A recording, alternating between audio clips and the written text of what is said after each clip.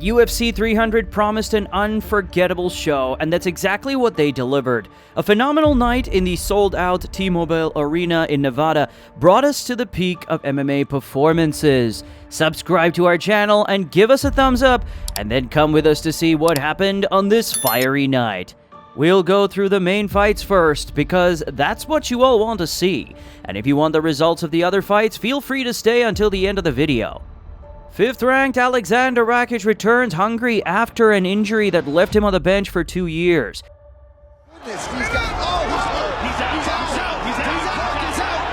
His opponent was Jiří Procházka, a former light heavyweight champion and knockout master.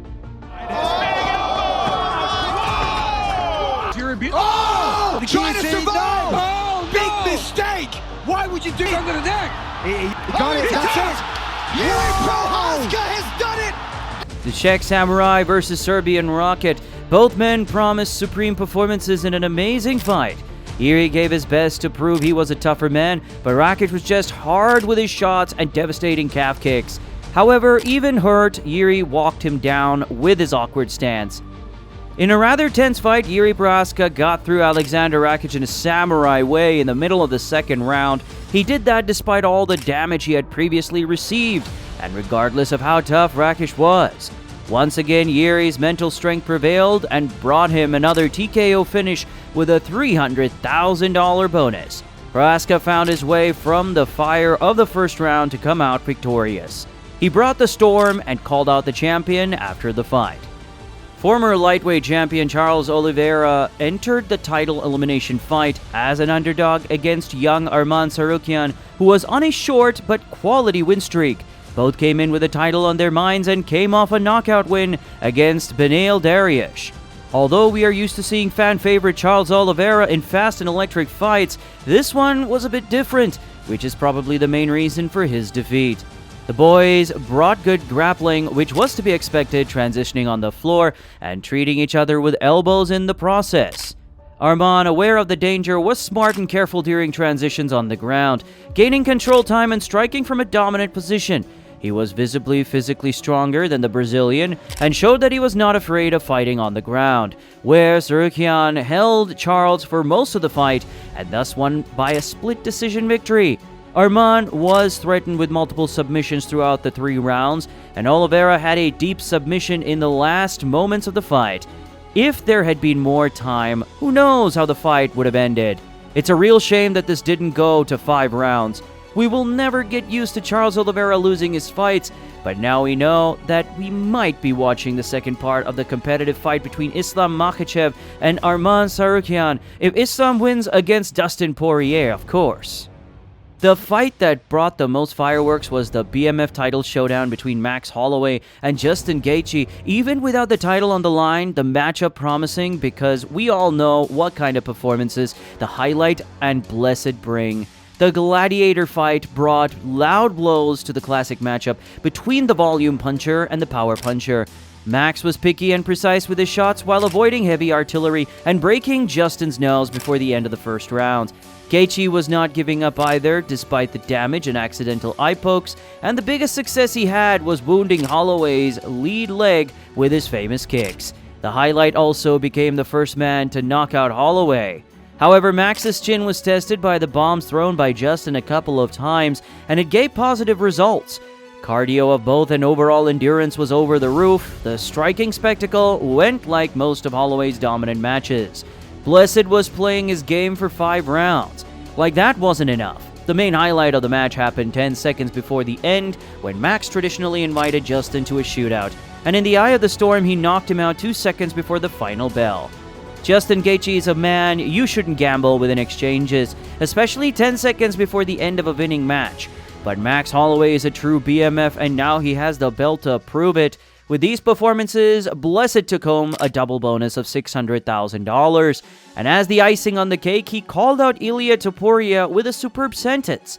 There is an El Matador who is running from a bull at 145. Tell him to sign the contract.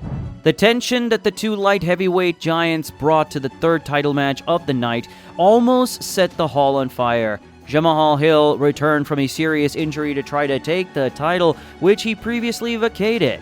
He won the championship by brutalizing the old Glover Teixeira and thus sent him into retirement at the beginning of 2023. However, Glover returned again, but this time he brought reinforcements. His student, friend, and current light heavyweight champion, Alex Pereira, entered his first title defense against Hill.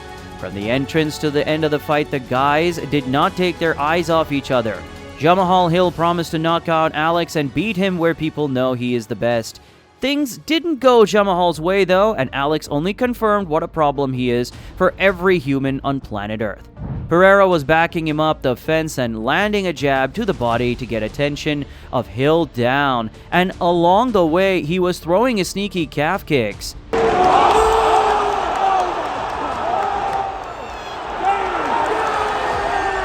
Jamahal dropped his hands whenever he received a jab to the body, and it didn't take long for Alex to fire his killer left hook, which removed the ground beneath Jamahal's feet.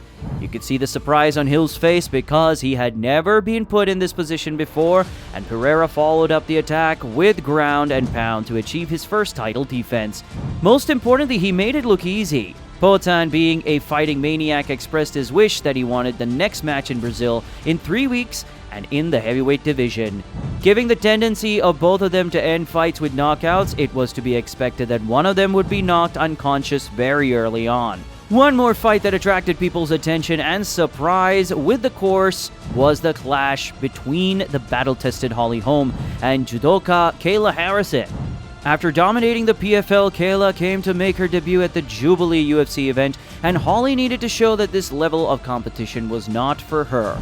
However, that did not happen. Kayla vowed to destroy her opponent, and that is exactly what she did. There was some question whether Harrison would ever satisfy the scale, but she showed determination by cutting the weight and appeared in her best form yet. She came in looking huge with a great advantage in physical strength. Whoever was a fan of Holly Holm knows that the fight was not easy to watch. We haven't seen her many times in uncomfortable positions like last night, where she was fighting to survive. Kayla excelled with her grappling, takedowns, and ground control, and she also caused problems with brutal ground and pound. After being bullied through a round and a half, Kayla finally locked in a deep rear naked choke, squeezing Holm to victory. She presents herself in the brightest light in an elite position. Right after the fight, Harrison showed why she came here and emphasized that she already wants a title fight. The very beginning of the event was opened by two former UFC champions, where Davison Figueiredo defeated Cody Garbrandt with a submission in his bantamweight campaign. Veterans of the sport with over 100 matches, Jim Miller and Bobby Green brought a bloody showdown in which Green excelled on his feet through 3 rounds. The girls also delighted in the opening fights by bringing violence from Brazil, where Andrade, with her power punches and takedowns, prevailed over Marina Rodriguez, volume by judges' decision.